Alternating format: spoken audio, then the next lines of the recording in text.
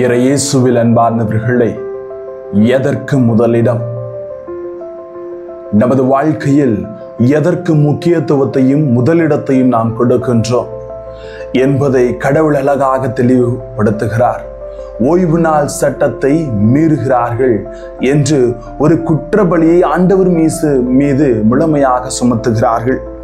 ஆண்டவர் தமது உடன்படிக்கையை என்றும் நினைவில் கொண்டிருக்கிறார் என்ற ஒரு மேன்மை உணர்த்துவதன் வழியாக எதற்கு முதலிடம் கொடுக்க வேண்டும் என்ற உள்ளுணர்வை கடவுள் இன்றைய நற்செய்தியில் தெளிவுபடுத்த விரும்புகிறார்.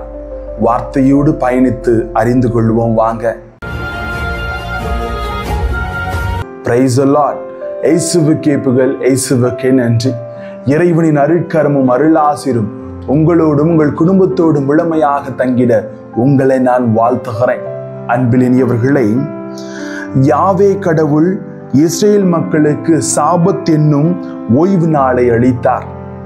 இதனால் அந்த நாளில் அவர்கள் எந்த விதமான உடல் உழைப்பை செய்யாமல் இறை புகழ்ச்சிக்காக அவருக்கு நன்றி கூறவும் ஒதுக்கி வைத்த ஓய்ந்திருக்க வேண்டும். அதாவது இறை புகழ்ச்சிக்கும் அவருக்கு நன்றி கூறவும் ஒதுக்கி வைத்து ஓய்ந்திருக்க வேண்டும் என்ற ஒரு சூழ்நிலை. இது இறைவன் இப்புவியை படைத்த பொழுது 6 நாட்களில் அனைத்தையும் படைத்த பின்பு 7ஆம் நாள் ஓய்ந்திருந்ததை நினைவூட்டும் நாளாக தொடக்க நூல் 2ஆம் அதிகாரம் 2-3 வரை வாசிக்கின்றோம்.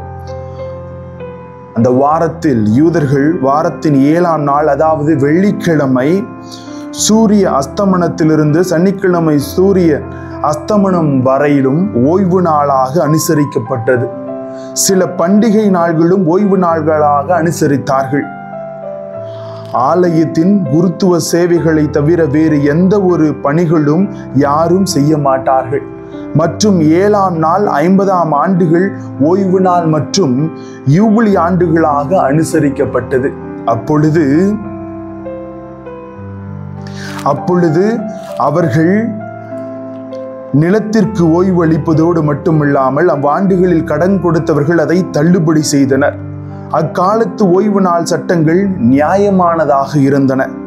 ஆனால் காலப்போக்கில் யூத சம தலைவர்கள் 39 விதமான வேலைகளை ஓய்வு நாளில் செய்யக்கூடாது என்று தடை விதித்தனர். இதில் கதிரை அறுத்தலும் ஒன்று. சாமானிய மனிதனின் இயல்பு வாழ்வு இதனால் பாதிக்கப்பட்டது. எனவேதான் இயேசு தம் சீடர்களை ஓய்வு நாள் சட்டத்தை மீறியதாக விமர்சிக்கப்பட்ட பொழுது பழைய ஏற்பாட்டு நிகழ்வை மேற்கோள் காட்டி சட்டம் அனுசரிப்பை விட மனிதநேயம் முக்கியம் என்பதை எடுத்துரைக்கிறார். 2 சாமுவேல் 21ஆம் அதிகாரம் 1-6 வரை மனிதநேயத்தின் தன்மை கடவுள் உணர்த்துகிறார்.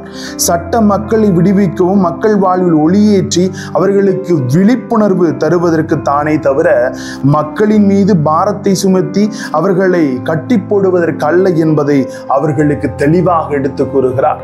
அதனால்தான் சீடர்கள் கதிர்களை கொய்து சென்றார்கள் என்று அவர்கள் மீது ஓய்வு நாளில் செய்யக்கூடதெல்லாம் செய்கிறார்கள் சொன்ன உடனே கடவுள் தெளிவாக அவர்களுக்கு விளக்கங்களை கொடுக்க முற்படுகிறார். நாமும் பல மூட நம்பிக்கைகளை எழுதப்படாத சட்டங்களாக பின்பற்றி வருகிறோம். அதில் பல நமது பிறரன்பு பணிக்காகவே இடையூறாக உள்ளன. எனவே அர்த்தமற்ற மூட நம்பிக்கைகளை வேறறுத்து இறை விசுவாசத்தில் நிலைத்திருந்து நமது ஓய்வு நாளாகிய அந்த கடன் திருநாள் ஞாயிற்றுக்கிழமை ஆலய வழிபாட்டுக்கும் உறவுகளை சரி செய்து அன்பை வளர்த்து கொள்வதற்கும் மிகவும் அவசரமான தேவைகளில் இருப்பவர்களுக்கு உதவிக்கரம் நீட்டி அவர்களை வாழ்வின் நல்ல ஒரு வழியை நாம் காட்டி அவர்களை முழுமையாக பண்படுத்தி அவர்கள் வாழ்வில் வழிகாட்டிகளாக நாம் வாழ வேண்டும் என்பது கடவுளின் விருப்பம். அதனால் வாழ்க்கையில் எது முக்கியம் என்பதை நமக்கு இறைவன் தெளிவுபடுத்த விரும்புகிறார்.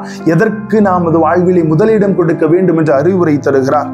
கடவுளுடைய அழைப்பை உங்களுக்கு எத்தகைய எதிர்நோக்கை தந்துள்ளது என்று நீங்களே அறியுமாறு நம் ஆண்டவராக இயேசு கிறிஸ்துவின் கடவுளும் ஆட்சிக்கும் தந்தையுமானவர் ஞானமும் வெளிப்பாடும் தரும் தூய ஆவியை உங்களுக்கு அருள்வாராக என்று கடவுள் நமக்கு தெளிவாக எபேசியர் புத்தகத்திலிருந்து வலியுறுத்தி கூறுகிறார். அந்த தூய ஆவியான நேரம் நமது வாழ்விலே எதற்கு முதலிடமும் முக்கியத்துவம் கொடுத்து வாழ்கிறோம் என்ற யதார்த்த உண்மையை சொல்லித் தருகிறார். அதை அறிந்து வாழ்வோம், ஆசீர்வாதம் நிச்சயம்.